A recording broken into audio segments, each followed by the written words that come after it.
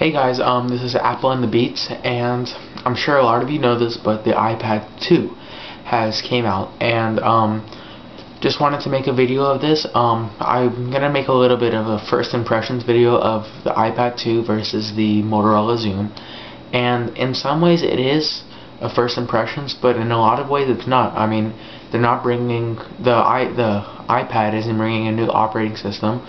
They're mainly just updating their hardware. So I'm going to turn the screen here to the computer so you can see the screen and the little slideshow that Apple has done for you guys.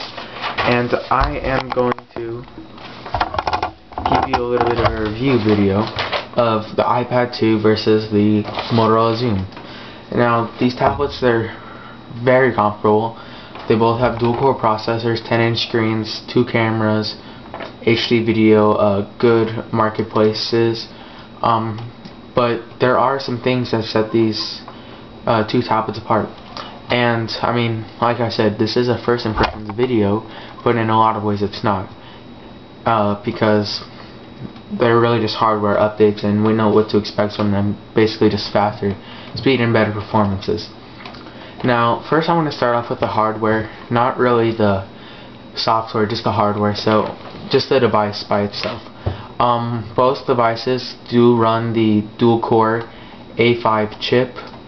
The iPad runs the dual-core A5 chip, while the Motorola XOOM runs just a dual-core processor. Nothing fancy, no weird A5.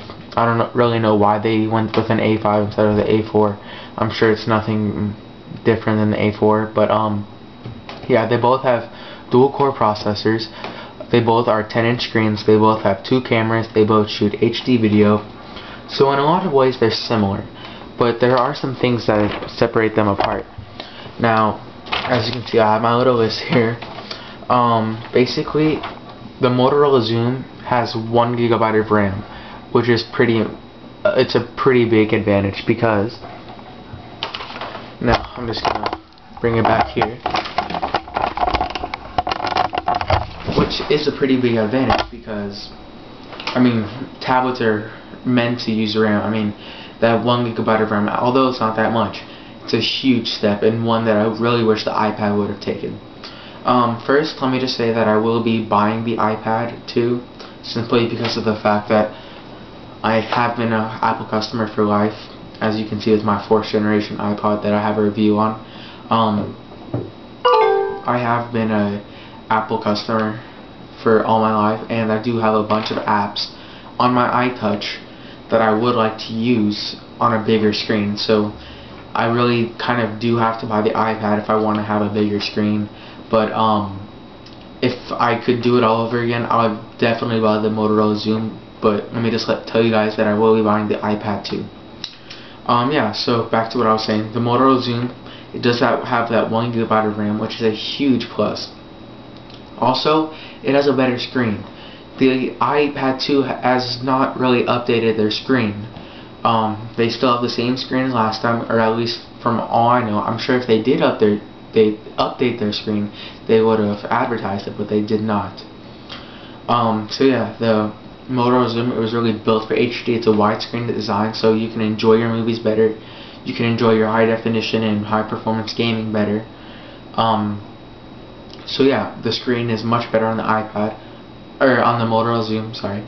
Also, from what I understand, the Motorola XOOM's battery is user replaceable, which is a huge plus, because although the iPad advertises 10 hours of battery life, I do have the 1st generation iPad, and I mean, it's really not that 10 hours. I would say at most, if I'm doing a mix of Safari with some apps and some music, most is about 5 hours, and maybe with a couple YouTube videos and that stuff, but really just 5 hours, and that's not much. And they didn't change their battery, because it says the same 10-hour battery life, so they didn't really reaffirm their battery status. It's the same battery.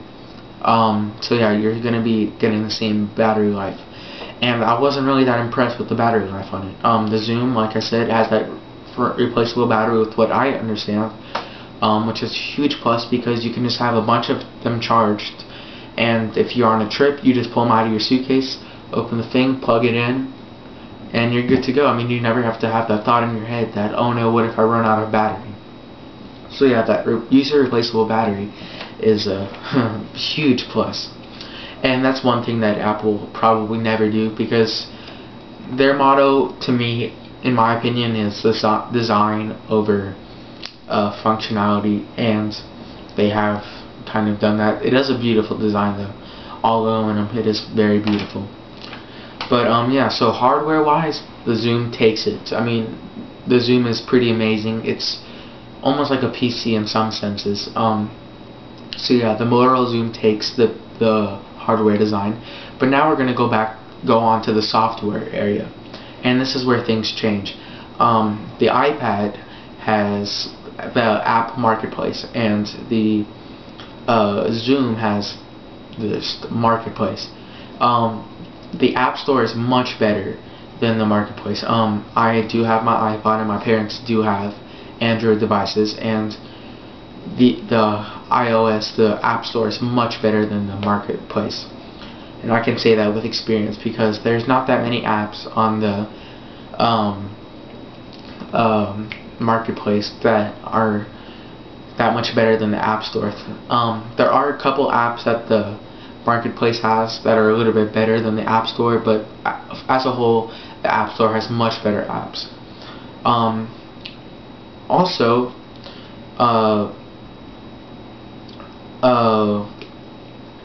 one other thing about the OS is that while the iPad, I'm sure you guys know this, the iPad is very simple.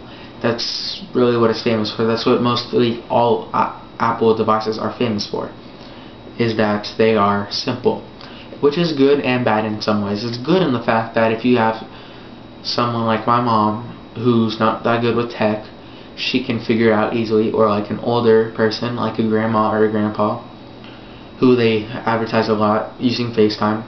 It's perfect for them. They can use it very easily. But in other ways, it's bad because it's super simple.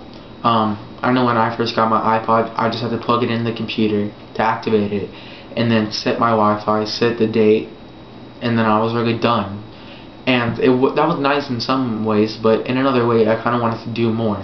And when my parents got Android phones, it was a lot more fun, me being a little bit more experienced with technology, to set their phones up, because there's just so much things you can do with their phones. And I mean, just widgets on the top bar of the screen, which is something that I wish Apple would do, but I know they won't, because Google is nicer than Apple. And no, I don't mean like Ferrari versus Lamborghini nice. I mean friendly nice.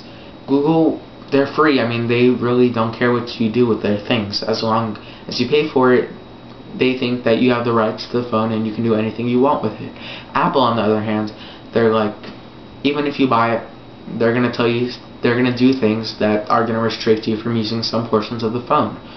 That's why a lot of times in their updates, which is a good marketing strategy, they unveil little features. And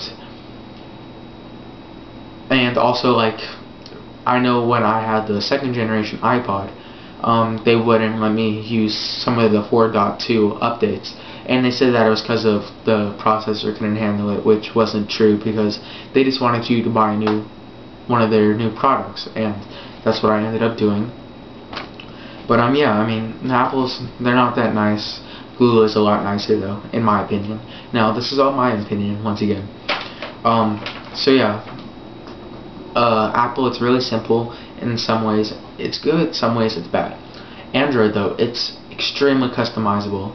In my opinion, it's the most PC or computer-like interface out there for tablets. The WebOS, it's gonna come out soon. That's gonna be a good little comparison between the Android and the WebOS. But right now, the Android is, in my opinion, the most interface close to a PC because of all the customization. It's a lot like Windows, which is what I like. Let's see here. So yeah, I mean, it's a lot like PC, but it's a lot more difficult for people who haven't used technology to use it. Yeah, I mean, it's not that mind-boggling.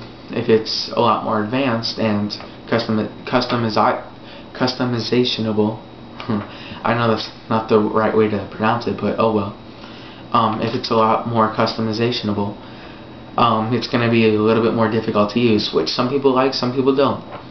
Really, my advice to anyone is, it really depends on how you are. If you're good with technology and you like to tinker with stuff, go with Android. If you like simple stuff, you're not that good at technology, go with the Apple. That's really what it comes down to. I mean, the 1 gigabyte of RAM, it's nice, but the App Store kind of outweighs it, you know, in some ways. And I mean, it's really about how you are with technology, in my opinion. But yeah, back to the design about it. Some things that are kind of sad in some ways. The iPad. Someone sees you with an iPad and then another person with a Zoom. The person is most likely going to go up to the guy with the iPad and say, "Wow, you have an iPad," just because of the simple fact that the way Apple has established themselves. It's just the cooler brand, even though they're not really as cool as the Zoom in some people's minds.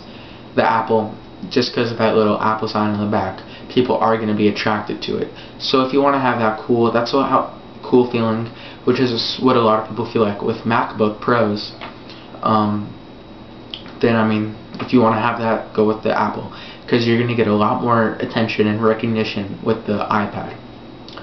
One new design the iPad introduced is Smart Skins, and while it is really cool, it is not that amazing. I mean, they have two different versions. One is like some nylon, which is $40, and another one which is leather, which is $70.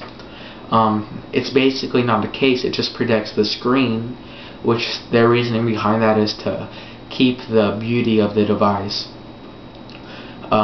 So yeah, I mean, it just protects the screen, which the back is aluminum. It's not really the smartest invention. It is really pricey, and I would rather just get a case. And they use magnets and a hinge to attach it, and then as soon as you release it, then it wakes up, which is something that's not that amazing, because if you're really that lazy to press the wake button on the side of it, I mean, yeah, no, I mean, I'm just gonna leave it at that. If you're really just that lazy that you can't press that one button on the side to wake it up, I mean, there's something a little bit wrong with you. But so yeah, Smart Skins, not too much of a must-have for me. Not too much of a. It doesn't make me want to go out and get the iPad just because of that one thing. But yeah, one other thing about the iPad is it's a lot lighter than the Zoom. The original iPad was a little bit lighter. It's a little bit lighter than the Zoom. Now that we have this new iPad, which is 15% lighter than the old iPad, that makes it a lot lighter than the Zoom. And some people might be saying, yeah, the Zoom, well, you might want to get that quality feeling, and the iPad might feel cheap since it's so lightweight compared to the Zoom, which is heavy, so you get a sense of premium feeling. Well, the iPad has aluminum bodied structure, so I'm pretty sure you're going to get a quality feeling with that. One thing also that I did want to touch on is that the iPad, it's not the iPad 2 at least. The iPad 1, I give it huge credit, but the iPad 2, it's not much of a groundbreaker, changer, whatever you want to call it. It's really just a catch-up game, which is what they did with the iPhone 4. This new iPad, what did they introduce that's different than the Zoom? Smart Skins, yeah, big deal. They actually didn't put a lot of the features on the Zoom that were on the iPad, so it's not much of a groundbreaker, revolutionizing tablets everywhere. Yeah. But I mean, yeah, that's about it. I hope this video helped you decide. Like I said at the beginning, it is like a first impressions video, but in a lot of ways we know how the new iPad is going to behave, and I hope this helped you decide. But overall, I'm going to tell you guys again, it's really just the user base. If you're good at technology and you like to tinker, go with the Android. If you're not that good and you like it simple, go with the iPad. That's really all it comes down to. For me, I'm kind of stuck midway. Since I do have all these apps on my iTouch, I really do have to go with the iPad, even though I like the Zoom and its user base better. But that's life. I wish I would have went a different way, but that's how life is. Alright guys, so I'll see you later. I hope this helped you, and please subscribe. Alright guys, see ya.